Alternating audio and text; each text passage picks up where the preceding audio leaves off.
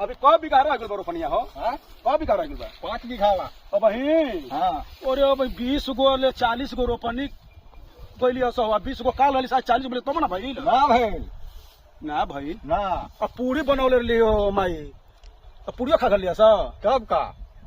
ये बाबू हाँ तू यही जे खेतवे रोपवाओ तब ना जीबो हमार ससुररिया लेके देखे तो अभी तक रुपा थवा तो शाम के ना जेबो। तो अन्हार हो जब ना तो जंगली है गाँव जंगल पड़ेला वो जब मार के छीन लिया सा मोटरसाइकिलवा हिल लिए। हाँ छीन लिया सा उन्हें रहेला सा छीने वाला। अच्छा तो कब जीबो चलो ना हाथ हो अब ये तो अरे रोप के आने जहाँ से रोपनिया में हो अरे कल जेबे अब रोपा थे तो कल जेबे देखे आओ का। कल जीबो हाँ आज मान दी ना का हाँ तो पैसा कौड़ी तनी मनी रसो तबे ना ऐसे जेबा देखे।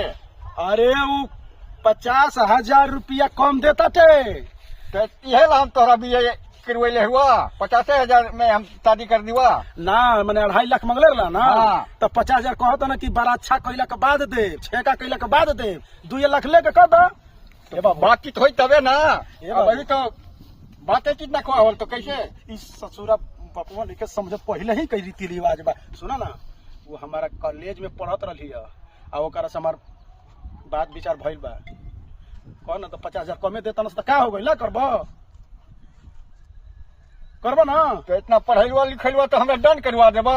और 50,000 कम कराल था बियाह कर 2.5 लाख में 50,000 हम तहरा के कमा के भर न देव वैसा लड़की ना मिली कॉलेज वाली उ रोटी ना बेली उ मशीन से रोटी बनाई उ कंप्यूटर रोटी बनावे ला जानता ला। हाँ पहले माई रही ना तो रोटी बेलत रही तावा पर चौकी पर बेलना पर हाँ। अब आ गइल बा मशीन पलक खसा रोटी पाक गइल उसन पर तो ही बिया करबन सन। ये बाबू हाँ देखो ना एक ही शर्त कहब तारा से हाँ। 50,000 पर तू बात रखल बड़ा ना हाँ। तो तारा को 50,000 ना मिली उ ना देही आ ढेर कानून करबन ना तो हम लेके भाग जाए चेन्नई लड़किया के तब तो हमरा बेइज्जते नहीं बना देबा। बहुत बढ़िया ये करेले हो ये बेइज्जते बनेला। तो जानत नहीं खा आज बीए करके बकरी चरा होता ना सब हमार बार बीए करके लड़की लेके भागो तारी इज्जत बहुत काम में बनवले पर लिखे जाना। अच्छा, तो ठीक हवा तो अब 50,000 कमे करके आप शादी कर हाँ तो चलो कपड़ा पहिरा आ जाके लड़की देखो चलो।